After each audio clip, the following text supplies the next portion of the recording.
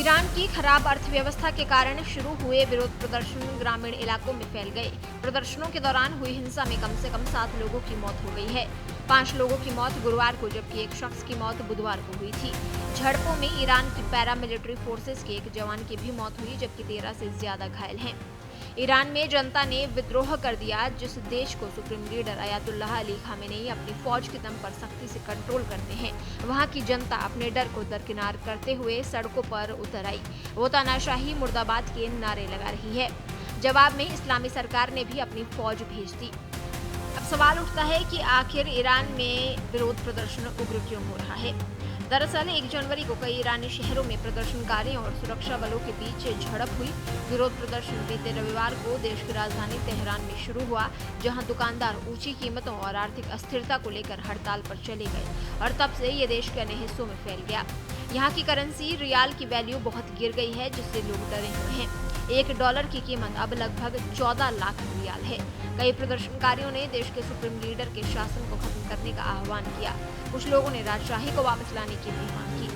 दरअसल जून में इजरायल ने ईरान पर हमला किया था, जिसके बाद दोनों के बीच 12 दिनों की जंग हुई थी। युद्ध के दौरान अमेरिका ने भी ईरानी परमाणु स्थलों पर बमबारी की। माना जा रहा है कि इस जंग के बाद ईरान की इकोनॉमी उभरी नहीं और वहां के नेता अभी भी सहमे हुए हैं। ईरान ने बार बार कहा है कि वो अब देश में किसी भी स्थान पर यूरेनियम का संवर्धन नहीं कर रहा। वो पश्चिमी देशों को ये संकेत देने की कोशिश कर रहा है कि वो आर्थिक प्रतिबंधों को कम करने के लिए अपने परमाणु कार्यक्रम पर संभावित बातचीत के लिए तैयार है। हालांकि वे वार्ताएं अभी तक नहीं हुई हैं। अमेरिकी राष्ट्रपति डोनाल्ड ट्रंप और इजरायली प्रधानमंत्री बेंजामिन नेतन्याहू ने ईरान को अपने परमाणु कार्यक्रम को फिर से शुरू करने के खिलाफ चेतावनी दी। ईरान की सरकार ने इन विरोध प्रदर्शन को रोकने के लिए सड़क पर सुरक्षा बलों को उतार दिया। गुरुवार को ईरान की एक एजेंसी ने बताया कि 4 महल और बख्तियारी प्रांत के लॉर्डेगन शहर में सुरक्षा बल और प्रदर्शनकारियों के बीच झड़प में 2 लोगों की मौत हो गई और पड़ोसी लोरिस्तान प्रांत के अजना में 3 लोगों की मौत हो गई। कुछ प्रदर्शनकारियों ने प्रांतीय गवर्नर के ऑफिस, मस्जिद, शहीद फाउंडेशन, टाउन हॉल और बैंकों सहित शहर के प्रशासनिक भवनों पर पत्थर फेंकना भी शुरू कर दिया।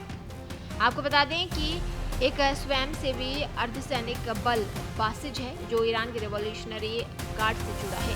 रिवॉल्यूशनरी गार्ड्स ईरान की सेना है जो इस्लामिक कानूनों और विचारों को भी सख्ती से लागू कराने का काम करती है। ईरान के राष्ट्रपति मसूद पेजेश्कियान ने प्रदर्शनकारियों की वैध मांगों को स्वीकार करते हुए तनाव को शांत करने की कोशिश की और उन्होंने गुरुवार को सरकार से आर्थिक स्थिति में सुधार के लिए कार्रवाई करने का आग्रह किया। पेजेश्कियान ने सरकारी टेलीविजन पर ब्रॉडकास्ट किए गए कार्यक्रम में कहा, इस्लामिक नजरिए से अगर हम लोगों की आजीविका के मुद्दे को हल नहीं करते हैं तो हम नर्क में पहुंच जाएंगे।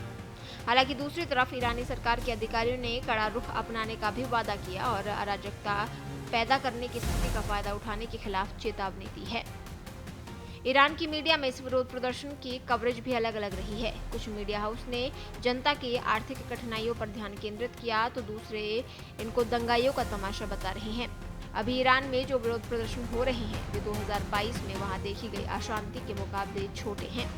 ईरान में 2022 का आंदोलन महसा अमीनी की हिरासत में मौत से शुरू हुआ था, जिन्हें महिलाओं के लिए ईरान के सख्त ड्रेस कोड का उल्लंघन करने के आरोप में गिरफ्तार किया गया था और उनकी मौत से देश भर में गुस्से की लहर फैल गई थी। देश दुनिया की ताजा खबरें और वीडियोस के लिए अभी डाउनलोड करें पत्रिका ऐप।